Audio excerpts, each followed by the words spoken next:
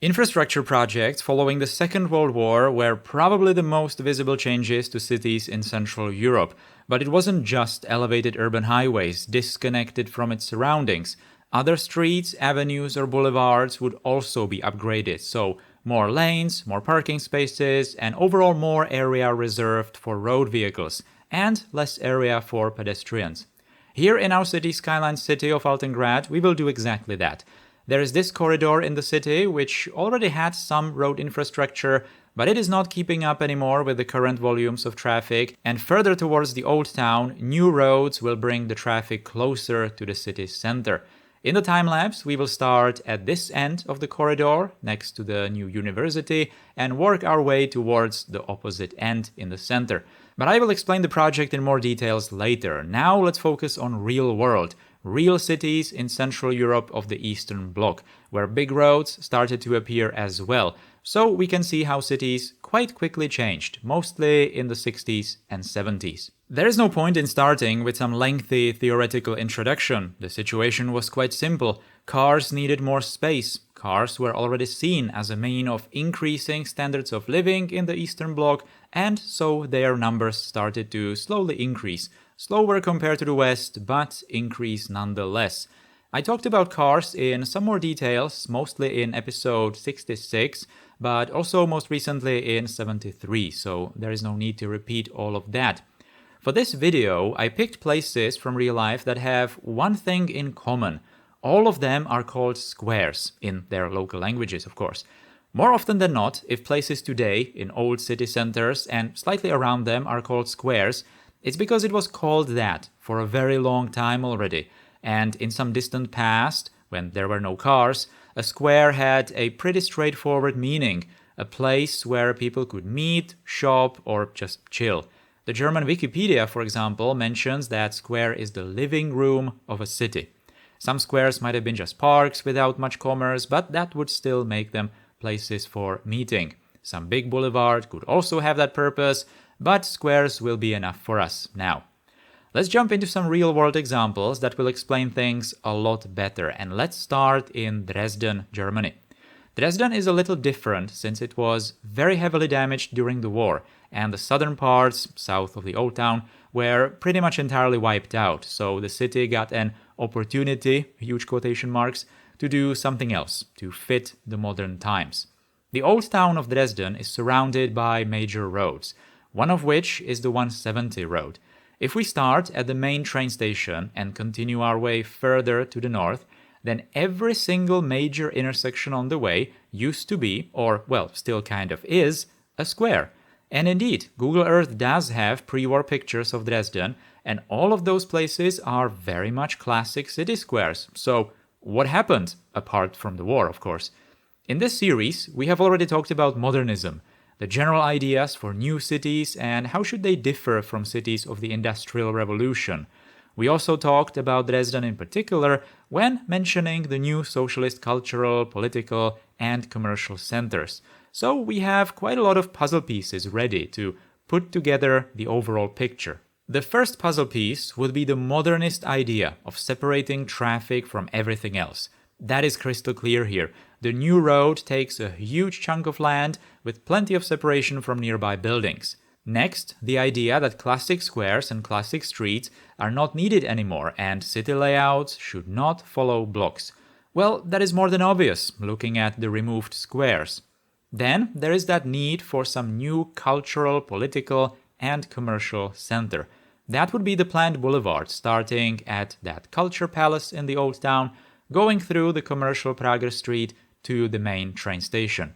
And in the sense of the functional separation, this boulevard would not see major traffic, not even public transport actually, it would be pedestrian only. The centralization principles would also mean that all those removed squares don't really need to be replaced by equal amount of other public spaces, but simply a single big one with big shopping buildings, big culture palace, big plaza. That is the theory, but now let's see the reality. The first thing that is more than clear when looking at pretty much every single vision of city reworks is that they were never fully completed. The theoretical principles were never fully maintained. That is purely a neutral fact. In some places it might be bad, in some others probably for the better. So let's now take a look at Dresden's situation a little more critically. We immediately see that at some points the road takes a very large area for itself. That is exactly in line with the idea of separating a big road from everything else. That on one hand sounds okay, but the consequences are, for example, larger distances. People simply need to travel more to reach places, since roads take a lot of space. Not really that big of a deal if you need to cross one such big junction, but it can add up in cities, of course. It ties to the overall principle of decreasing city efficiency with decreasing densities, but I would like to make a separate video about city densities at some point, so right now let's just mention it and move on. Another consequence is that more often than not, the road engineer can just go crazy because there's plenty of space.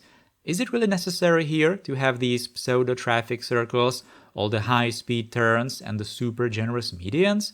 Because it then also creates a whole bunch of open grassy areas that don't really have any purpose.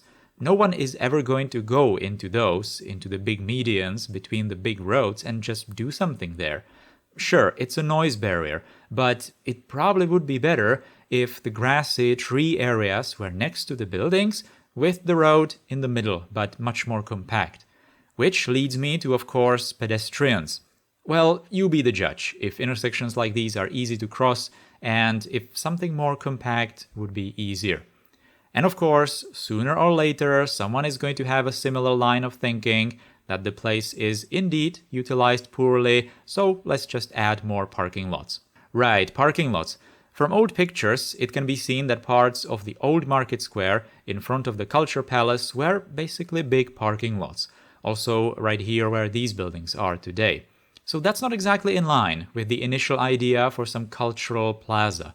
The cars were probably moved away for some events, sure, but a city square should probably work all year long, not just on the 1st of May. And lastly, traffic was actually not diverted fully. There is still one major road that would cut the planned city's main open area. It was supposed to be solved by some limited streets in the sky, but that was never built. Overall, Dresden is an example of so many things, so many design principles and eventual realities where the theory needed to be scaled down, for better or worse. Traffic was diverted from the new main pedestrian areas, but not totally, and it brought some other consequences. Some unfinished or underutilized areas simply turned into parking lots. But in the end, the new pedestrian areas surely benefited the city, although walking outside the city center would become a little more difficult as the big road corridors were primarily made for cars, just like the pedestrian areas for pedestrians, so separating the two, again. But of course, people need to, from time to time, cross the roads. Next city that we will take a look at is Wrocław in Poland, and let's again look at some of the squares. And let me just quickly repeat the original idea why I want to show these places. Back when someone thought it should be called a square, it was probably a place for people to gather and more or less freely walk around. Yeah, obviously, people always had to make way for some horse carriages or later some resupplying trucks, but you get what I mean. But the gathering function and certainly the free walking function is mostly not really possible anymore in these places. We all know that big roads were not there originally, but when a huge intersection is called a square, it kind of makes you think that things quite drastically changed at some point. And there are surprisingly a lot of them, but then again maybe not surprisingly, since a square was always some major intersection of directions, which made them ideal gathering places. That's how they became squares. Well, now they would remain as gathering places, but for cars, either moving or parking. Unlike Dresden, Wrocław was, apart from some city parts, not wiped out during the war, so there are old buildings and tighter spaces around the squares and roads in general. So even the remaining pedestrian areas are tighter, and if the roads got too big, then underground levels were built for pedestrians instead. So unlike Dresden, the situation is quite far from the ideal modernist approach of creating a healthier living environment. On the contrary, the squares would become much worse environments. It only shows how theories kind of went out of the window when building car infrastructure if the city was in the way. So I guess this also shows that if there really absolutely must have been major roads, Dresden's example wasn't that bad in the end, with the big roads in even bigger corridors. The lost space is probably better than a ruined street. But of course, maybe a step back and re-evaluating the need for all the lanes and a major direction through the city center might also be good. Also, unlike Dresden, Wrocław did not really receive its pedestrian progress street. Okay, so you probably get the idea. My initial plan for this video was to show you many more examples. Especially in Budapest, there are plenty of really big roads taking over squares, quite significantly, and also from Prague and some other places. All of these cities were kind of in a similar situation as Wrocław, but it would be just pictures of intersections, really, basically more of the same. So let's just move on to the consequences. People could now drive cars around cities more freely. Well, at least until car numbers rose to a point when being stuck in a traffic jam or searching for a parking space for a long time became much more common. But pedestrians had a hard time adjusting to this situation. There are actually some interesting TV clips from this time period specifically talking about people not respecting the new arrangement of streets and just walking on roads anyway. The traffic situations of the 70s and 60s still somewhat allowed it, even on big roads, but it also showcased how roads broke the natural walking directions, especially on those reworked squares in busy city centers. And some places were just flat out badly designed, as the remaining sidewalks were not enough for all the people, so they would walk on roads anyway. These were also the times when all the typical red and white fences started to appear near roads, even small ones, to truly make it clear that you cannot enter that road there, even if your destination is right there on the other side. Sure, the fence next to a busy road does make it safer, so you accidentally don't fall under a truck. It wouldn't stop a crashing car though, but on the other hand, it just seems like one of those fixes that wouldn't be needed if places were properly designed, taking into consideration the major user of such area and prioritizing those. This overall led to the older central districts to be less useful for the entire city. Suddenly, people had fewer places to gather or spend money at.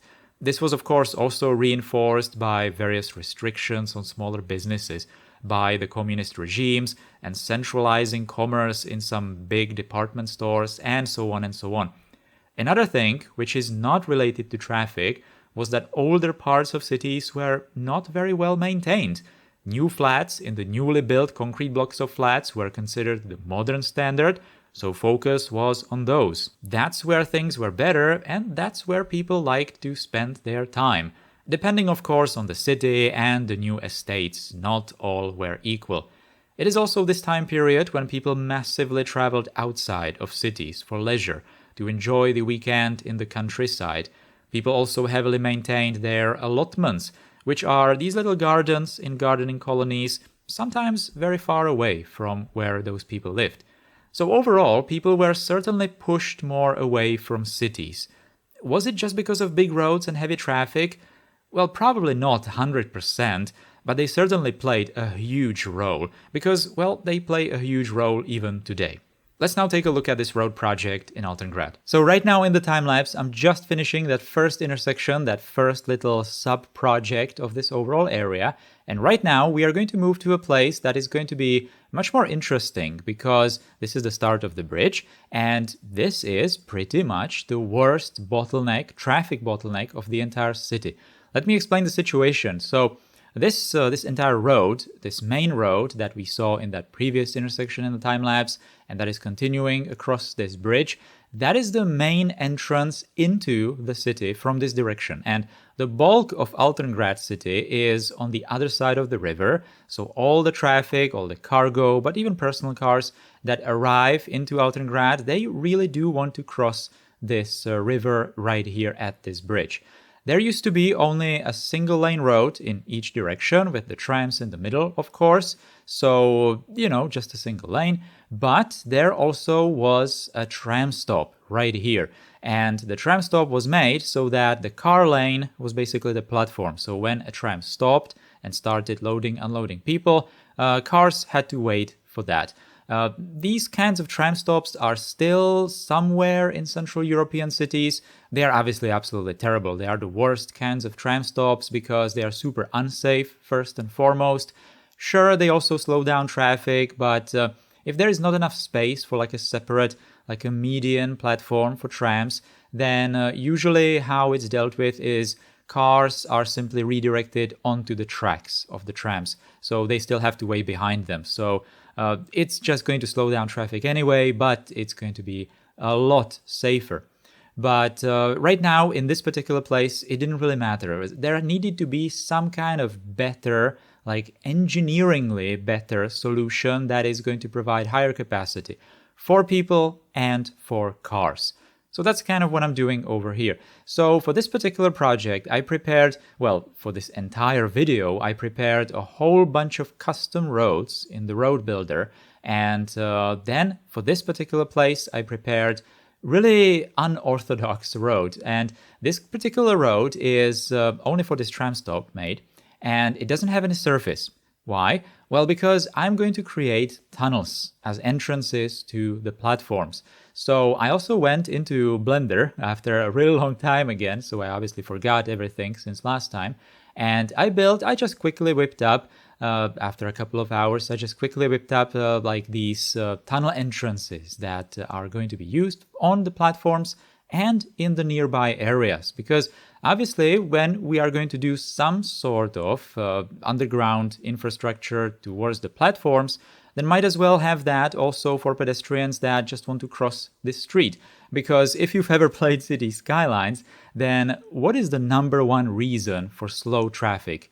Well, pedestrians, of course, because they need to cross the crosswalks, and that is just, messing up with the phases of lights if you have those. And, well, you are just going to have much higher volumes of traffic going through intersections if you don't have crosswalks. It is what it is, I don't make the rules, but that's really how it works. Unfortunately, not just in the game, but also in real life. So, well, that's how traffic engineers thought in a lot of instances when dealing with some complicated junctions or complicated intersections where it was calculated that there needs to be high capacity for high volumes of cars. Right, so as you can see, I'm already placing those shelters, really, for the entrances underground. And the reason why the road doesn't have any surface is, of course, you can actually see the stairs going below the platforms and see some kind of indication of the tunnel. I made these props. They are kind of terrible. I don't really want to release them, to be honest. I'm not really all that proud of those. And they don't even have the glass outline. I'm using some different asset for that. But overall, it's working for this particular purpose, so I'm fine with that. I'm not really sure if I'm going to use them in different parts of the city. Maybe I could. I was heavily inspired by some of the Prague metro entrances for these. Right, so I was not sure at all if this is actually going to work, like gameplay-wise, if people are going to be able to use these pedestrian paths that I'm setting up for them, and they are actually going to use them to go into the center of the road, pretty much. But it did work. It actually did work. I'm quite pleasantly surprised, and yeah, it's great. It works. As you can see, it's not particularly complicated. Well, at least at this point, it was not particularly complicated, but then I decided, hey, might as well also connect it to these lower levels, because this entire place, this entire tram stop, is kind of elevated because it's going on the bridge, and the bridge then, well, the bridge is very tall. And this entire area next to the bridge, going towards the river, is very sloped. So if people are arriving to this tram stop from the waterfront, let's say, then they are much lower compared to the tram stop. So why make them go all the way to the level of the tram stop on the sides of the street, and then make them go down to the underground networks and then go up again to the platforms, right? It doesn't make sense at all. So that's why I created also these pedestrian paths to go below the bridge and onto the side streets on the side of this main avenue. So people can just like cross-connect or crosswalk through this area. Well, not really crosswalk. There is no crosswalk, but, you know, in that different sense of the word, I suppose you can use that. Right, yeah, this is exactly what I was talking about. So this entire entrance right here, it's really going to be just a small hole in this embankment that I'm creating new here, because obviously the tram stop took much larger width, so the original structure, the stone structure of the bridge, had to go, and it had to be widened. So there is now this concrete structure that goes all the way to these pillars. That's basically indicating the start of the bridge, those decorative pillars. And then the road is there. The road is going to just narrow because the platform doesn't need to be there anymore, and it's just going to continue on the bridge. I specifically made that road. Well, actually, I have to be honest in here. When I first made this bridge, I specifically made it really wide. I made really wide sidewalk because I kind of suspected that sometime in the future I will actually increase lanes in here. So I already prepared for that. I did eventually increase the width of the bridge just a tiny bit, I think like half a meter on both directions, or both sides. It's symmetrical, but it's not really noticeable. So the bridge pretty much stayed the same. So, you know, we don't need to do any kind of changes to it, to the structure. I suppose I cannot really think of a bridge in real life that went through similar change, but I suppose that we could have had some kind of demolition of this bridge and built some completely new bridge that would just withstand the loads, obviously increased loads here, heavier trucks, more lanes, you know. But maybe the bridge was already built sturdy enough. It's not really that super old. It's like early 20th century, something like that. So it was probably okay. Maybe it was strengthened in some strategic places, so the structure could have remained the same, which obviously would make it much cheaper to just reuse the old structure. And obviously these kinds of stone arches on the sides, those would be very sturdy, so no reason to change those. Right, so that's the bridge. I did that very quickly. By the way, I suppose I should also talk about how I'm approaching this entire project. As you can see, the number one mod that I'm using in here is intersection marking tools. I'm just very heavily using that to make, well, everything. The markings, of course, the lanes, the lines, but also the concrete decals, or well, they are not decals, they are networks, decorative networks below the tracks, the inserts. I'm also on the bridge using these pavement islands to create the actual sidewalk, and obviously all the chevrons and stripes and every single other thing. Also in this intersection on the other side of the bridge, while I'm talking, we just, finished that previous area. Now we have this one in front of us. In here, I'm also going to use the decals filler to actually fill decals under these tram tracks on the intersection. So yeah, intersection marking tools, number one mod in this place. The number two mod in this particular project, or in these infrastructure projects in general, is obviously Road Builder. I prepared a whole bunch of custom networks. Again, they are kind of like customized for my particular situation. They are a little wonky at times, so I'm not exactly. They are definitely not workshop ready. Let's put it this way. I prepared some custom additive or adaptive networks, flags for them, some kind of medians, and these kinds of things. I got rid of the elevated, the tunnel versions. Yeah, so they are so much more customized than just one click in the Road Builder. But they are exactly what I need, and I intended to make them somewhat universal so I can then reuse them in the rest of the city, because I suppose that first initial idea that I had, I think it was the car episode, the first car episode that I did, that's where I said that in the following infrastructure projects in Altengrad, I'm probably going to prepare custom networks for every single new situation. Because back then, Road Builder was completely new, to me at least, and I was amazed. I was absolutely amazed by the mod, by what you can do with it, really. And I just wanted to customize absolutely everything. Well, I still do, obviously, but I also started to notice that, yeah, some of the networks are kind of heavy. I'm not really sure how it works with the game because they are like sharing textures. Obviously, they all have the theme textures. But yeah, I don't know. I don't really feel comfortable loading, gigabytes of custom networks. So I kind of toned it down just a tiny bit, really. And I'm just preparing these somewhat more universal networks. I'm mostly preparing these networks for the new areas outside of the city, suburbs kind of. I even called these roads suburbs, but I'm going to be using them for these main avenues in the city center as well because they are, like I said, kind of universal. Right, enough of that. So we did a rough outline of the intersection in front of that concert hall on the other side of that truss bridge. And I was almost done with that. By the way, you could have seen me do that decal filler inside that intersection. And now we are at the end of this road project, but we are not at the end of this entire corridor in the city. Why is that? Why I decided that we are not going to take this road all the way to that new plaza? Well, this requires some more complicated explanation, I guess, because the new plaza obviously has traffic completely diverted away from it.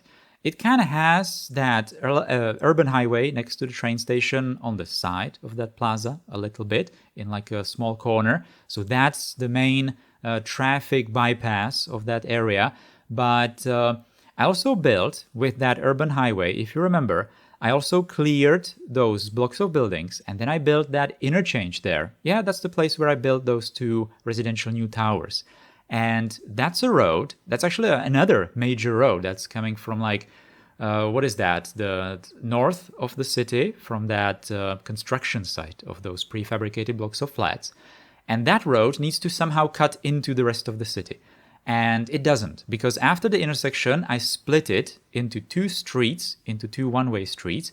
And I said something along the lines of, or maybe I did not say anything about it at all, but now I'm saying it, that it was maybe planned that that avenue is just going to cut through the city and just go places.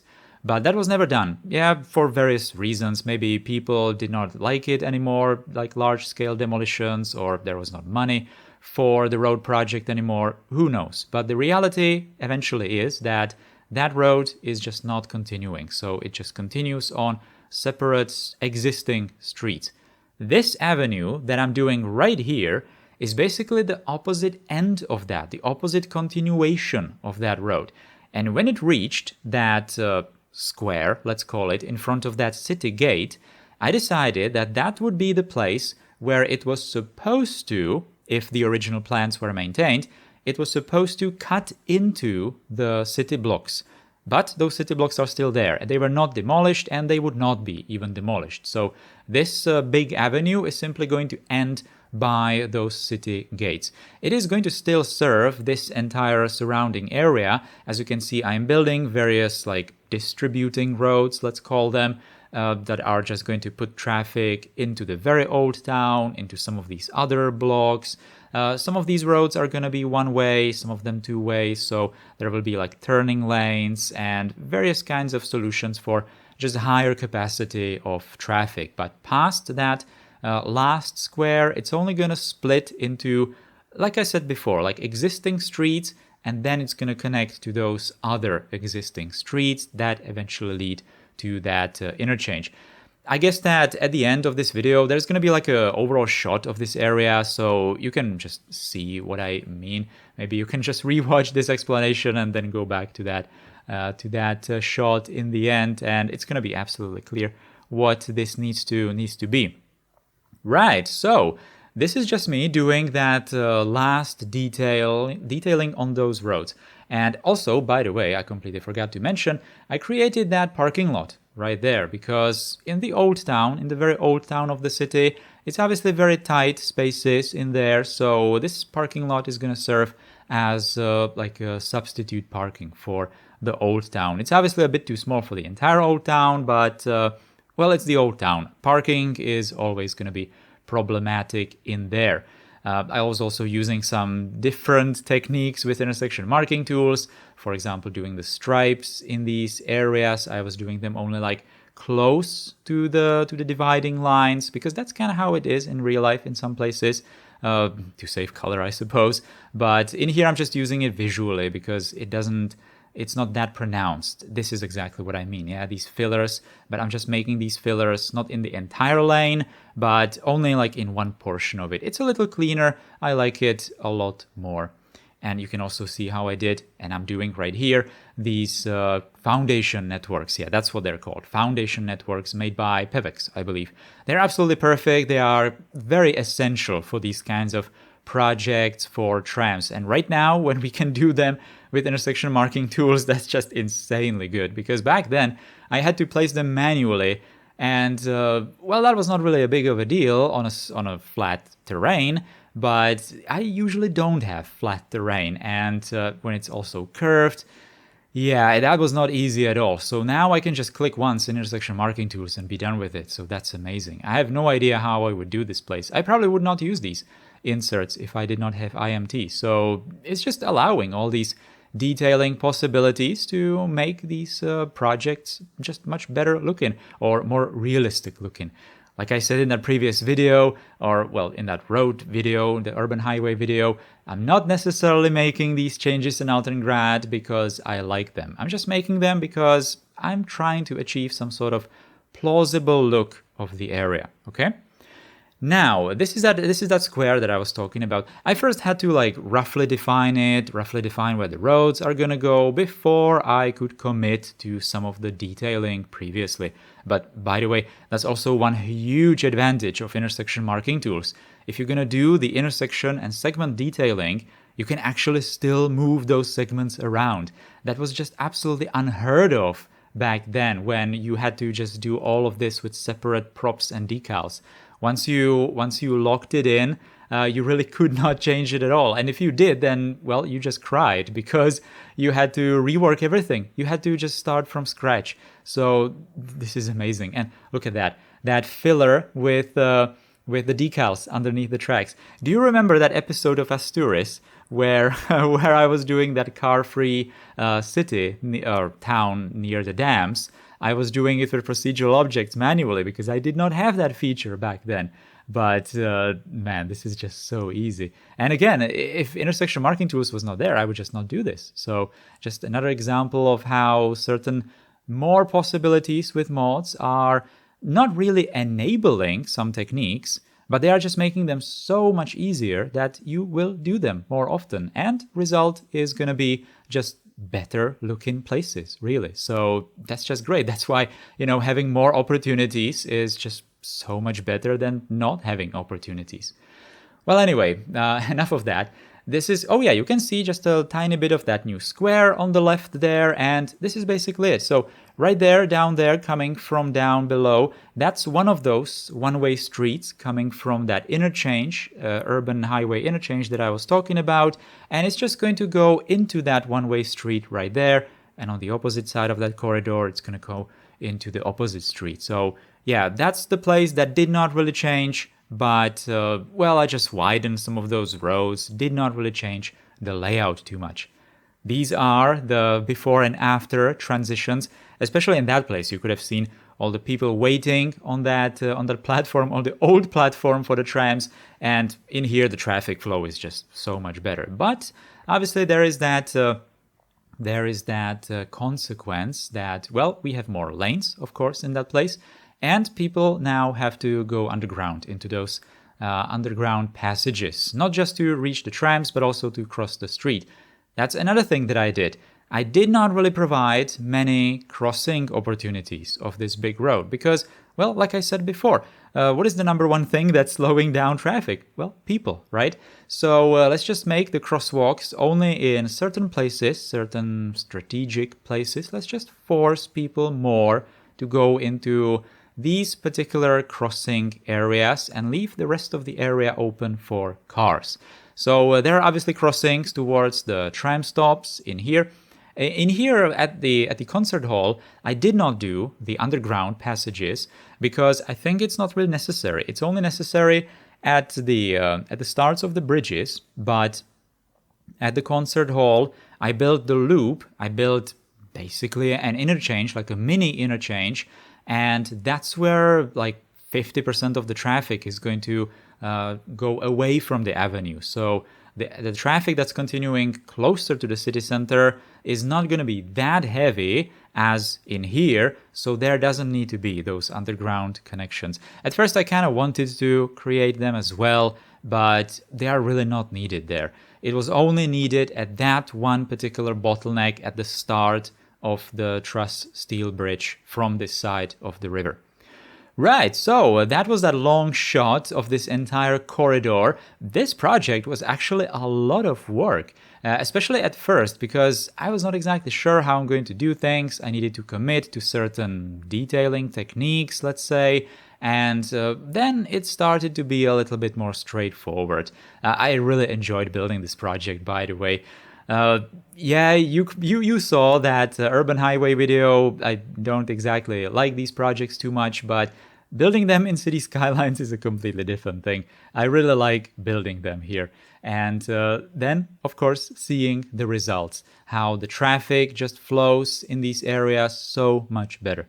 In this particular place, the way it worked in here was that the cars coming from the bridge had to turn left before that park there, and that was just slowing cars down so much because there was only a single lane coming from that bridge, and obviously a turn left is also a big problem. So that's why the loop is there, and the loop is very heavily used. And as you can see, yeah, the traffic coming into the old town is lower than that. So all these left turns with their own turning lanes and even occasional crosswalks are absolutely fine. So yeah, I'm quite satisfied with the capacity for cars and people in these areas. It's working. It's working. I also added a couple more lanes on these side streets that are going into these roads, mostly to just provide some sort of turning lanes and yeah, just increase capacity. Yeah, that's exactly what it is. Anyway, guys, we are nearing the end. This is just going to be that shot of the overall area. Just for your information, the highway interchange that I was talking about is directly below the screen. Actually, I did not show it in here. Right there. I'm going to put an arrow right there, all right? But anyway, thank you for watching this Altengrad episode. Hope you liked it, even if you maybe did not like the project.